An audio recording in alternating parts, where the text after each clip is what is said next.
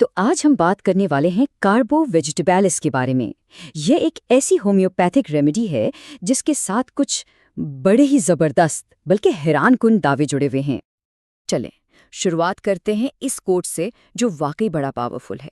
इससे अंदाज़ा होता है कि कुछ सर्कल्स में इस रेमेडी को इतनी आला हैसियत क्यों दी जाती है। मतलब इसे सिर्फ एक दवा नहीं समझा जाता, बल्कि आखिरी उम्मीद माना जाता है। तो कई सोर्सेज में कार्बोवेज को लाइफ सेविंग रेमेडी कहा गया है, यानी एक ऐसा इलाज जो इस वक्त इस्तेमाल होता है जब मरीज बिल्कुल मौत के दहाने पर हो या उसका जिस्म आप कह लें कोलैप्स कर चुका हो। अंदाज़ा लगाइए, जिल्द के नीला पड़ने से लेकर डायरिया से होने वाले शॉक तक। सोर्सेज बताते हैं कि ये ऐसी एक्सट्रीम कंडीशंस में एक बहुत अहम दवा है, ख़ास तौर पर तब जब मरीज को ठंडा पसीना आ रहा हो, नब्ज़ डूब रही हो और जिल्द नीली पड़ रही हो। लेकिन सवाल ये है कि आखिर इतनी पावरफुल रेमेडी बनती किस चीज़ से है, इसका सोर्स क्या है?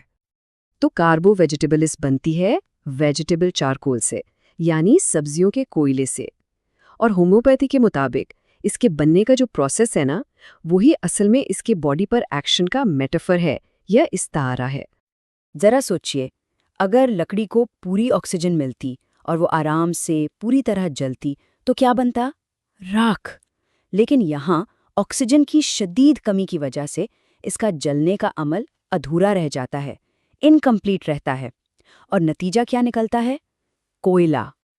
और इनकम्प्लीटनेस का या नामुकम्मल होने का ये जो कॉन्सेप्ट है ना, यही होम्योपैथी में कार्बोवेज को समझने की बुनियाद है।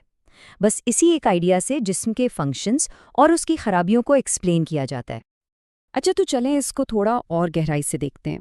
डॉक्टर ललित कुमार गंगीले ने इसकी ओरिजिन स्टोरी से निकलते हुए 4 कोर थीम्स बताए हैं और कहा जाता है कि ये 4 प्रिंसिपल्स ही वो पिलर्स हैं जिनके गिर्द इस रेमेडी की पूरी पिक्चर बनती है।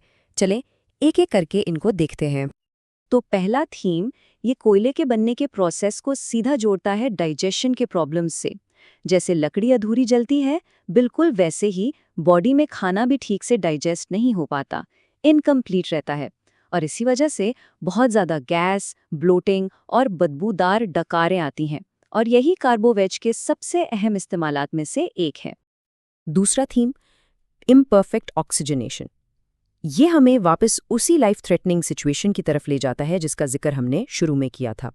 कोयले के बनने में ऑक्सीजन की कमी जिस्म के अंदर खून में ऑक्सीजन की कमी की निशानी बन जाती है। और यही वो स्टेट ऑफ कोलैप्स या निढाल हालत है जहां जिस्म के सिस्टम फेल होने लगते हैं। तीसरा थीम है वेनस स्लगिशनेस, मतलब सुस्ती। ये इस रेमेडी का एक बहुत ही इम्पॉर्टेंट की नोट है।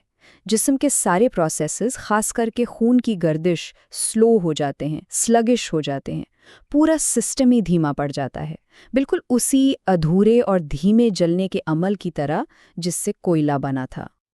और चौथा थीम है डिसइंफेक्टेंट प्रॉपर्टी। देखें, कोयला तो वैसे भी चीज़ों को अब्जॉर्ब करने और साफ करने के लिए जाना जाता है, तो ये प्रॉपर्टी सेप्टिक कंडीशंस पर अप्लाई की जाती है, जैसे कि ऐसे जख्म जो ठीक ना हो रहे हों, गैंग्रीन या फिर ख़राब गोश्त या बासी चर्बी खाने से होने वाली बीमारियां। तो इन सारे थीम्स की रोशनी में सवाल ये है कि कार्बोवेज का मरीज़ होता कैसा है। सोर्सेज इसके 2 मुख्तलिफ कॉन्स्टिट्यूशनल टाइप्स बताते हैं। तो एक तरफ तो वो शख्स है जो मोटा, सुस्त और फ्लैबी है, जिसका पूरा सिस्टम ही धीमा और भारी हो चुका है। और दूसरी तरफ है वो कमज़ोर शख्स जिसकी ताकत माजी की किसी बीमारी ने ऐसा निचोड़ा है कि वो आज तक कभी पूरी तरह से रिकवर ही नहीं कर पाया, जैसे कि बचपन की काली खांसी के बाद शुरू होने वाला दमा या शराब छोड़ने के सालों बाद भी ठीक ना होने वाली बदहज़मी। अच्छा, तो अब इन सारी बातों को समेटते हैं और देखते हैं कि वो कौन सी खास कंडीशंस हैं जिनमें कार्बोवेज इस्तेमाल होती है।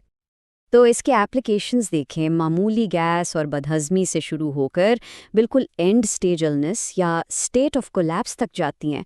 और हर चीज़ के पीछे वही कोर थीम्स हैं, इनकम्प्लीटनेस और स्लगिशनेस, यानी अधूरापन और सुस्ती। और यहाँ इस रेमेडी का एक बड़ा ही कमाल का और अजीब सा कॉन्ट्रास्ट सामने आता है। सोचें, जिस्म बर्फ़ की तरह ठंडा है, हाथ पांव यकबस्ता हैं, लेकिन इसके बावजूद मरीज को हवा चाहिए, उसको तेज़ पंखा चाहिए, खिड़कियाँ खुली चाहिए, चाहे उसे कितनी ही सर्दी क्यों ना लग रही हो। जैसा कि एक सोर्स में इसको क्या खूब समराइज किया गया है, the entire life process becomes sluggish. जिंदगी का पूरा अमल ही सुस्त पड़ जाता है। ये एक जुमला इस रेमेडी के पूरे कॉन्सेप्ट का निचोड़ है। एक ऐसी गहरी सुस्ती जो दिमाग, जिस्म, सर्कुलेशन, हर चीज़ पर हावी हो जाती है। तो इस पूरी गुफ्तगू का जो मरकज़ी ख़्याल है वो यही मेटाफर है। होम्योपैथिक सोर्सेज़ में जो कहानी बयान की गई है वो ये है कि किसी सब्सटेंस के बनने का तरीका, यानी उसकी अपनी इनकम्प्लीटनेस की स्टोरी, वही असल में एक रेमेडी के तौर पर उसके मकसद को समझने की चाबी है।